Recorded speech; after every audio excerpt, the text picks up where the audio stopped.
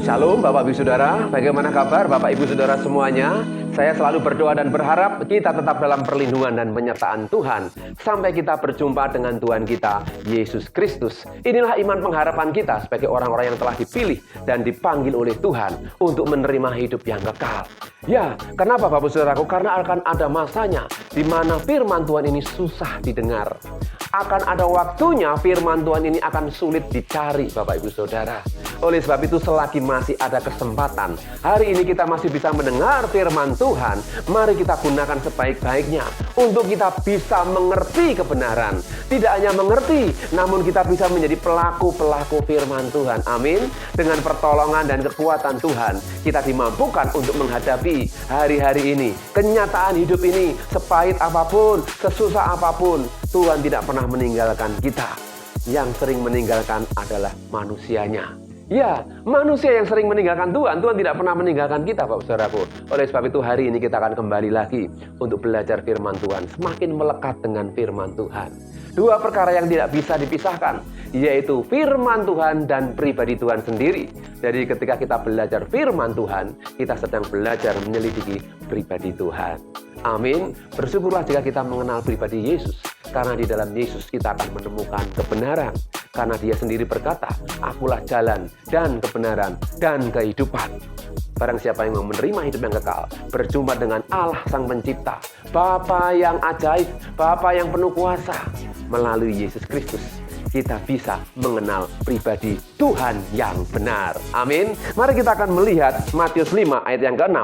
Berbahagialah orang yang lapar dan haus akan kebenaran, karena mereka akan dipuaskan. Saya ulangi lagi, berbahagialah. Ucapan bahagia ini membawa dampak kepada mereka yang mendengar pengajaran Kristus untuk tidak hanya sekedar tertarik, tapi mereka akan sungguh-sungguh memahami makna bahagia. Karena bahagia yang Tuhan berikan berbeda dengan bahagia yang dunia tawarkan. Dunia memberikan kebahagiaan yang semu dan sementara. Namun Tuhan memberikan kebahagiaan yang nilainya kekal. Sifatnya langgeng, kekal, Bapak Ibu Saudara. Dan kita harus mengaminkannya ini. Sehingga firman Tuhan berkata, berbahagialah orang yang lapar dan haus akan kebenaran. Berbicara tentang lapar dan haus, tubuh kita ini Bapak Saudaraku, kalau sudah yang namanya lapar, mau tidak mau harus dikasih makan. Jika haus, harus dikasih minum. Orang bisa membunuh karena lapar dan haus. Betul Bapak Saudaraku, banyak peristiwa-peristiwa kejahatan. Orang berani membunuh, bisa membunuh karena apa? Lapar, hanya karena masalah sepele, uang atau makan, minum. Tidak bisa makan. Tetapi di sini berbicara tentang lapar dan haus akan kebenaran. Ini yang lebih bisa mengerikan Bapak Saudara. Iya, orang lapar harus makan roti, harus makan nasi, kebenaran harus makan.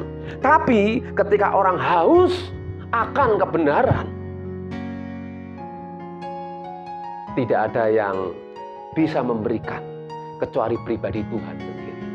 Karena Dia adalah kebenaran. Amin. Bapak Ibu Saudaraku, sekali lagi, berbicara tentang lapar dan haus ini bukan soal makanan jasmani, tapi makanan rohani. Ya, sehingga saya akan bawa Bapak Ibu Saudara untuk sedikit belajar di dalam perjanjian lama, di dalam kitab Amos. Amos pasal yang ke-8 ayat 11. Saya akan bacakan ayat ini Bapak Ibu Saudaraku. Sesungguhnya waktu akan datang, demikianlah firman Tuhan Allah, aku akan mengirimkan kelaparan ke negeri ini, bukan kelaparan akan makanan dan bukan kehausan akan air, melainkan akan mendengarkan firman Tuhan. Perhatikan baik-baik Bapak Saudaraku. Kelaparan, kehausan akan mendengar firman Tuhan. Di dalam Amos, Bapak Saudaraku, kitab ini berisi tentang Allah yang berdaulat atas ciptaan dan perjanjian yang mengumumkan penghakiman atas Israel yang tidak taat, namun juga mengumumkan harapan kerajaan masa depan bagi umat Allah. Bapak Ibu Saudaraku, berbicara tentang kitab Amos ini, Tuhan ingin mengajak seluruh umat Israel untuk sadar bahwa masa depan di dalam Tuhan itu ada. Dan lebih daripada itu, kitab Amos ini juga mengumumkan penghakiman atas Israel yang tidak taat. Jadi akan ada penghakiman juga Bapak Saudaraku bagi mereka yang tidak taat. Kenapa? Nanti kita akan melihat banyak orang-orang yang sudah tahu kebenaran namun mereka tidak menghidupinya. Ya, mengerti kebenaran namun tidak menghidupinya. Atau mendengar firman tapi tidak menjadi pelaku. Bapak Saudaraku, sebagai orang percaya tentunya kita ingin mendengar firman Tuhan dan melakukan firman Tuhan. Namun hari-hari ini banyak mereka, entah itu hamba Tuhan, entah itu jemaat atau umat Tuhan, mereka sudah mengerti kebenaran namun mereka menentangnya, bahkan berpaling dari kebenaran. Bapak Saudaraku, mari kita akan melihat di ayat yang ke-12. Mereka akan mengembara dari laut ke laut dan menjelajah dari utara ke timur untuk mencari firman Tuhan, tetapi tidak mendapatkannya. Ini masa-masa yang berat Bapak Ibu Saudara. Ya. Sekali lagi, jadi jika kita hari ini masih bisa mendengar firman Tuhan, kita patut bersyukur dan berbahagia. Apalagi kita menjadi pelaku-pelaku firman Tuhan. Ya, ini saya bandingkan dengan versi dari bahasa Indonesia masa kini, Bapak Saudaraku, saya akan bacakan. Amos 8 ayat 11. Tuhan yang Maha Tinggi berkata, akan tiba saatnya aku mendatangkan bencana kelaparan di negeri ini. Orang akan lapar, tapi bukan lapar akan makanan. Orang akan haus, tapi bukan haus akan air. Mereka lapar dan haus akan pesanku. Pesanku ini berbicara tentang ucapan Tuhan, firman Tuhan. Mereka haus akan kebenaran firman Tuhan. Dan hal ini digenapi di dalam perjanjian baru, 2 Timotius 4 ayat yang ketiga. Karena akan datang waktunya orang tidak dapat lagi menerima ajaran sehat, tetapi mereka akan mengumpulkan guru-guru menurut kehendaknya, untuk memuaskan keinginan telinganya. Bapak-Ibu Saudaraku, ini digenapi dalam perjanjian baru. Bahwa akan ada waktunya, akan ada masanya manusia atau orang tidak dapat lagi menerima ajaran sehat. Menurut akal sehat.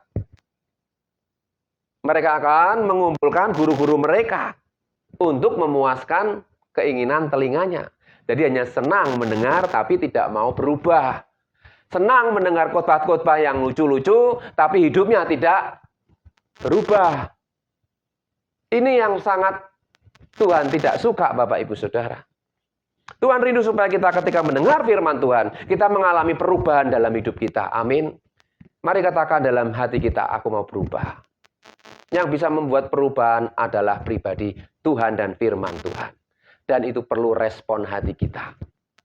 Kalau kita memiliki kekerasan hati, ya, seperti Firaun diingatkan, tulah 1, 2, 3, 4, 5, sampai yang ke-10, masih keras hati. Ya, itu sebenarnya gambaran manusia.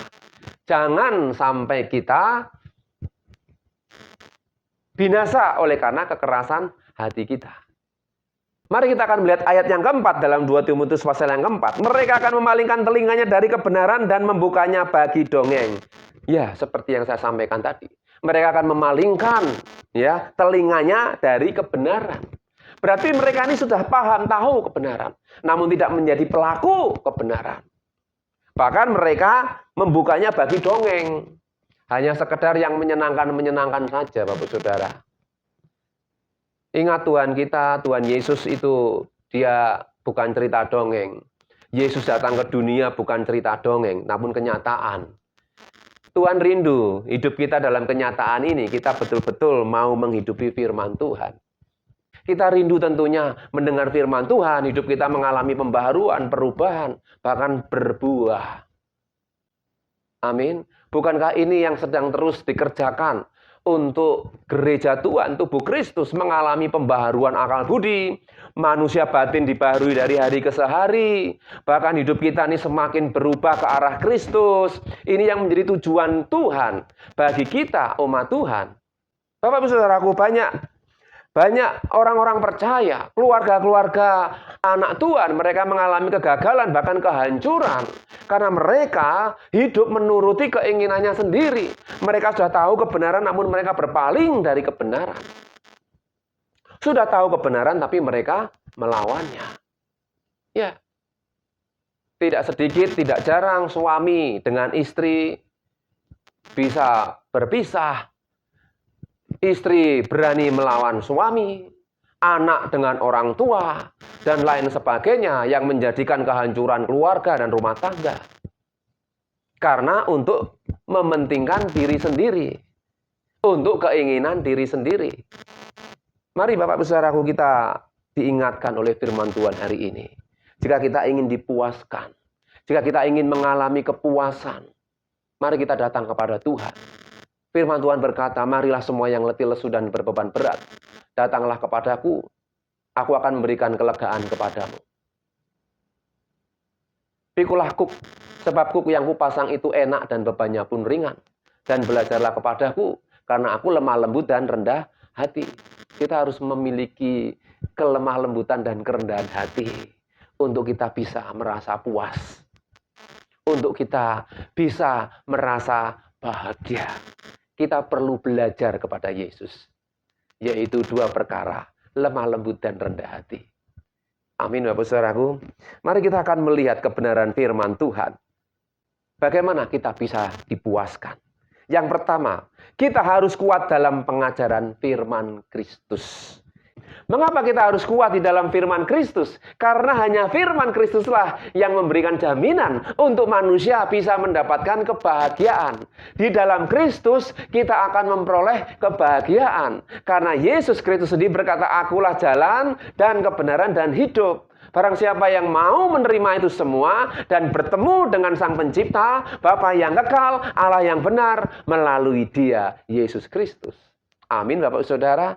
Ya, ini adalah kunci keselamatan, kunci keberhasilan, kunci kemenangan. Di dalam Yesus kita akan menemukan kebahagiaan yang sesungguhnya. Ya, tidak ada manusia, tidak ada seorang nabi, tidak ada seorang guru yang berani berkata, akulah jalan dan kebenaran dan hidup. Ini menjadi senjata kita, kekuatan kita untuk menghadapi dunia ini.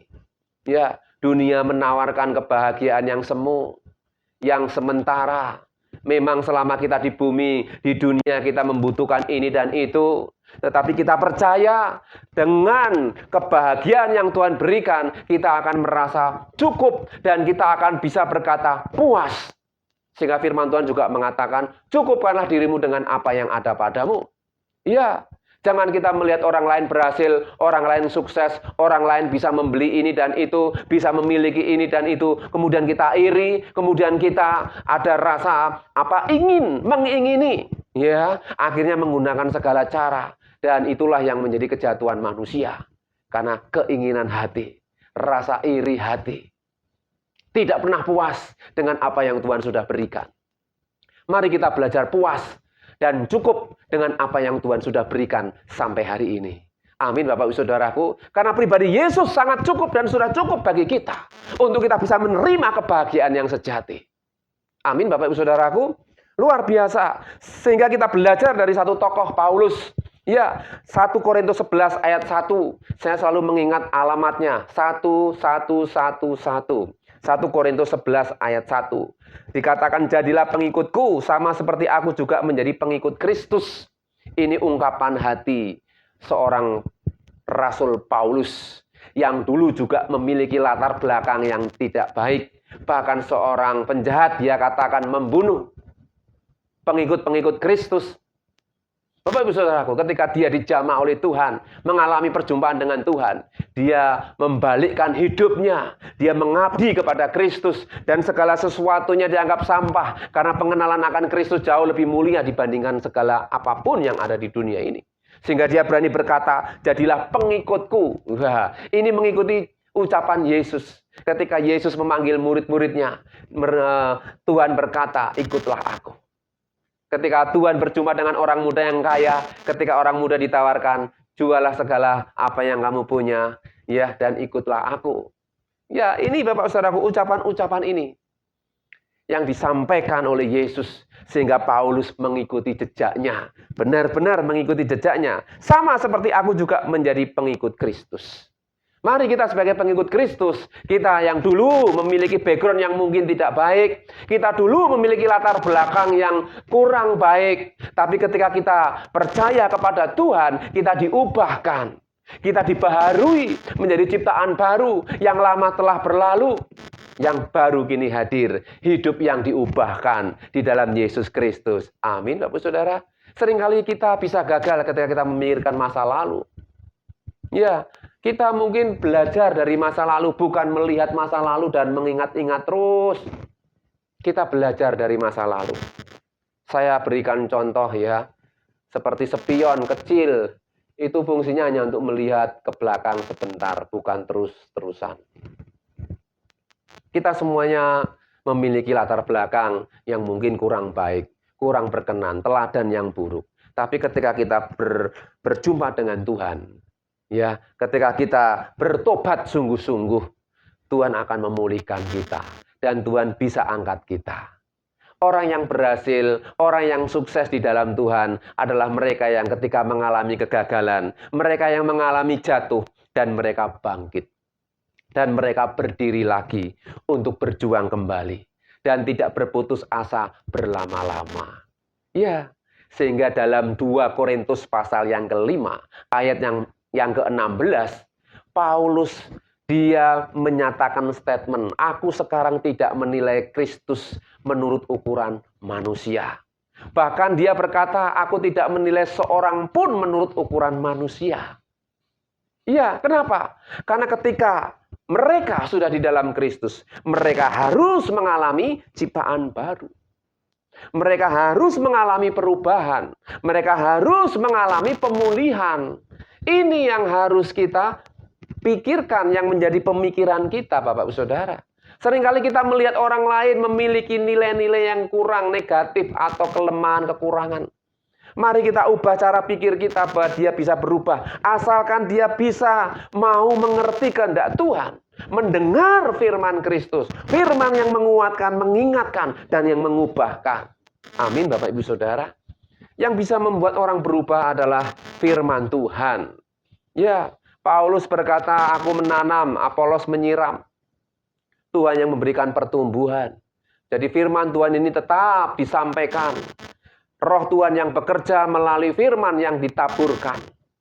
Ya, ketika orang mendengar firman Tuhan dan dia menjadi tanah yang baik, maka firman itu akan tumbuh. Firman Tuhan itu akan bertumbuh dan berbuah. Dan akan memperbaharui kehidupan manusia.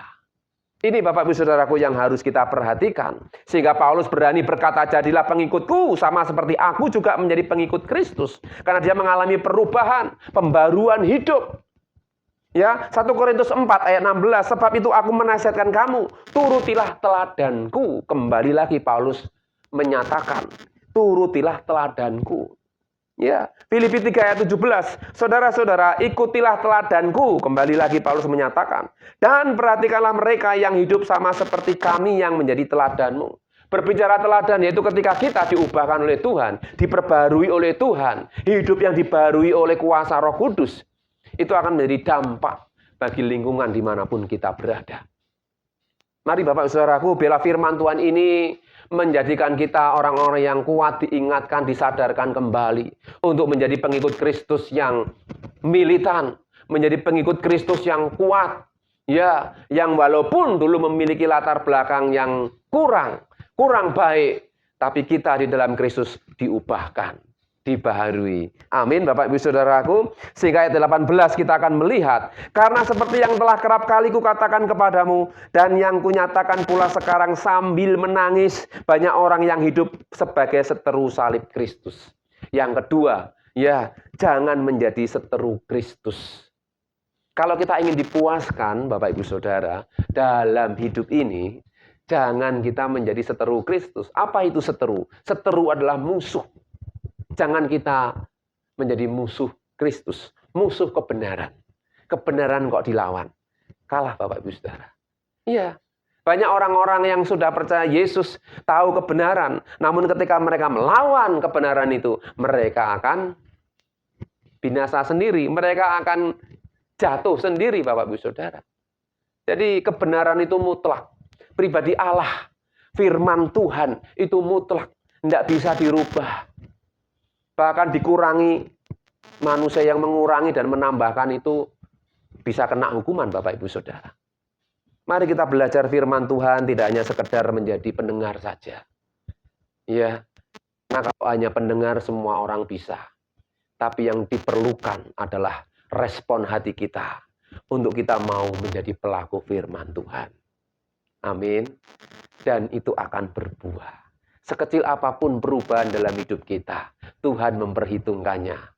Amin Bapak Ibu Saudaraku. Sekecil apapun perubahan dalam hidup kita, Tuhan memperhitungkannya. Oleh sebab itu jangan sampai kita menjadi seteru, musuhnya kebenaran, musuh Kristus. Dan jika hari ini saudara ada yang punya musuh, selagi masih hidup, selagi masih bisa berdamai dalam perjalanan iman kita ini, mari kita berdamai dengan mereka. Supaya nanti kelak dalam penghakiman kita tidak disalahkan. Amin Bapak Saudara.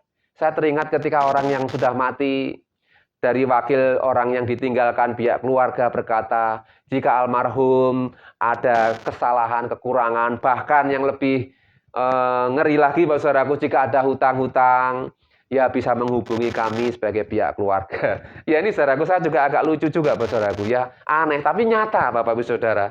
Kalau ada salah ya dimaafkan, tapi sudah mati Bapak Ibu Saudara. Mari kalau kita masih hidup ketemu musuh-musuh, jika ada orang yang musuh kita, atau kita pernah bermusuhan, bahkan datangnya aja berdamai. Supaya nanti kelak ketika dalam pengadilan kita lepas dari kesalahan. Amin, saudaraku.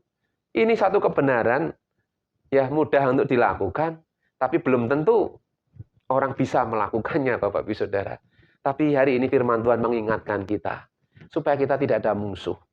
Ya, musuh satu orang aja rasanya banyak sekali Bapak Saudaraku. Sahabat bisa ratusan, mungkin bisa ribuan, itu kurang Bapak Saudaraku. Ya, mari kita belajar ya untuk berdamai.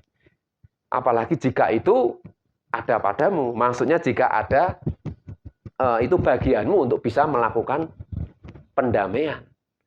Mari kita lakukan. Supaya kita menjadi orang-orang yang paling bahagia. Amin Bapak Saudara. Ya, sekali lagi, firman Tuhan ini luar biasa. Sehingga ayat 19, di situ dikatakan, kesudahan mereka ialah kebinasaan, yaitu mereka yang menjadi seteru Kristus. Tuhan mereka ialah perut mereka, kemuliaan mereka ialah aib mereka. Pikiran mereka semata-mata tertuju kepada perkara duniawi. Jelas digambarkan, seteru Kristus itu, yaitu kesudahan mereka ialah kebinasaan.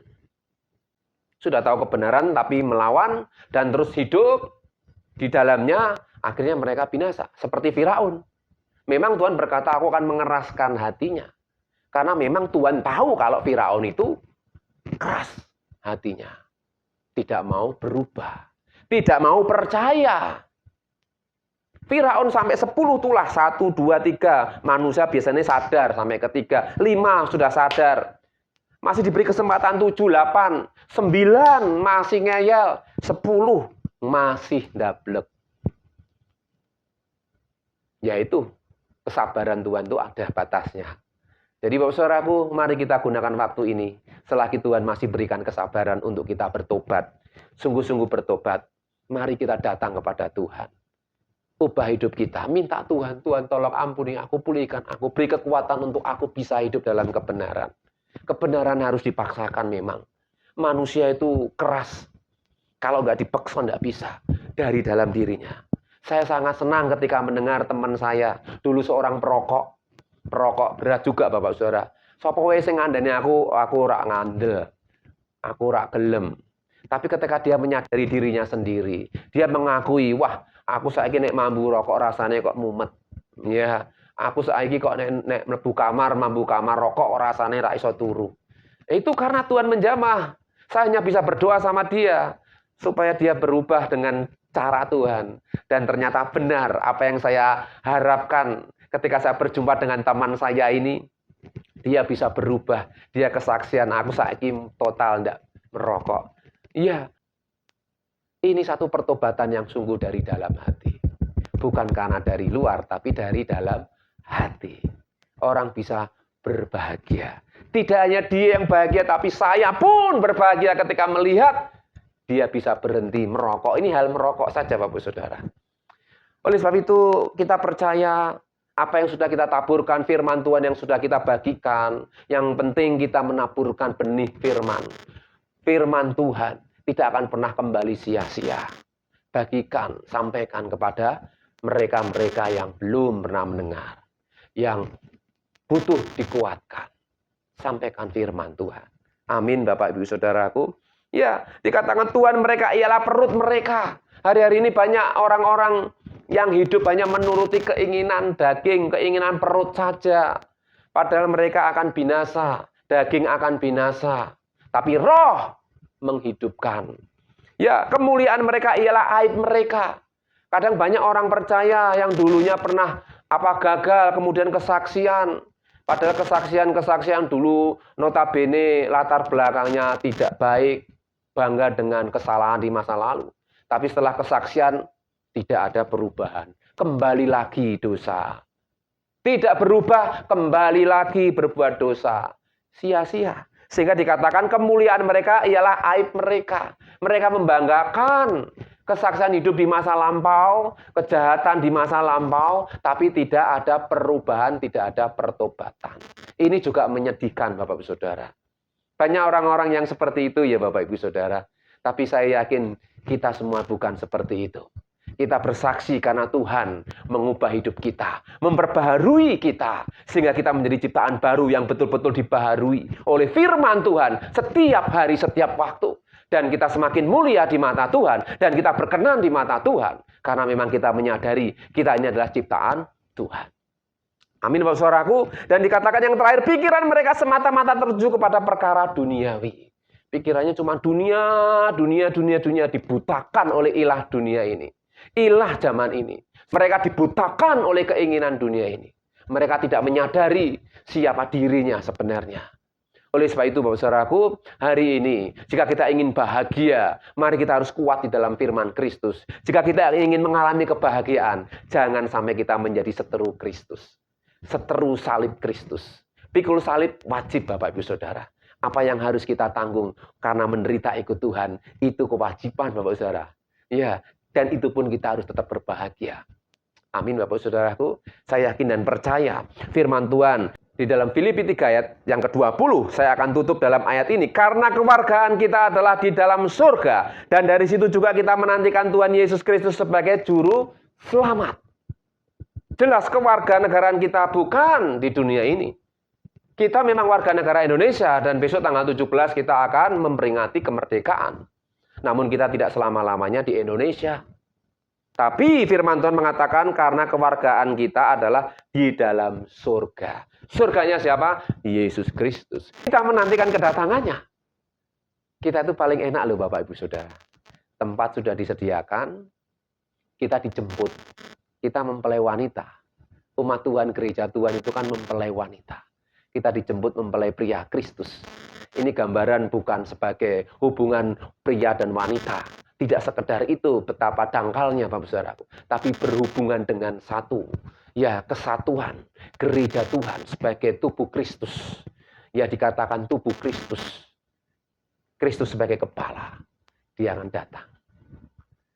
Ya, surganya akan dinyatakan dalam hidup kita. Orang-orang yang percaya dan yang mengasihi Dia. Yang mau hidup di dalam kebenaran. Amin Bapak Ibu Saudaraku, berbahagialah kita sebagai pengikut Kristus, karena ketika kita lapar, karena ketika kita haus, kita akan dipuaskan. Dan jangan lupa, cukupkanlah hidupmu dengan apa yang ada padamu. Berkat Tuhan hari ini selalu cukup, besok cukup, besok lagi cukup.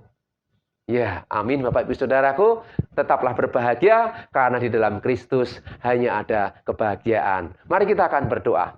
Bapa di surga, terima kasih hari ini kami bersyukur firman-Mu kembali menguatkan, menghibur, bahkan mengingatkan kami bahwa di dalam Kristus ada jaminan kebahagiaan. Ajar kami untuk kuat dalam pengajaran firman-Mu. Ajar kami untuk tidak menjadi seteru Kristus, seteru salib Kristus. Ajar kami menikmati hari-hari ini dengan penuh kebahagiaan. Karena kami tahu Engkau tidak pernah meninggalkan kami. Ampuni kami jika kami masih kurang berkenan di mata Tuhan. Kuduskan kami dengan firman-Mu. Terima kasih Bapak, berkati kami sepanjang hari ini. Apapun yang kami kerjakan, berkati keluarga kami, pekerjaan pelayanan kami, berkati kota kami, bangsa dan negara kami, para pemimpin pejabat orang tua negeri ini, presiden, wakil, para menteri, seluruh aparat negara dalam kuasa kendali Tuhan. Biarlah kebahagiaan tercurah atas bangsa dan negara kami, atas kota kami, atas keluarga kami, bahkan hidup kami pribadi lepas pribadi. Terpujilah nama-Mu Bapa. Di dalam nama Tuhan Yesus kami menerima berkat Tuhan. Haleluya. Amin. Tuhan Yesus memberkati. Hidupku menggenapi firman-Mu.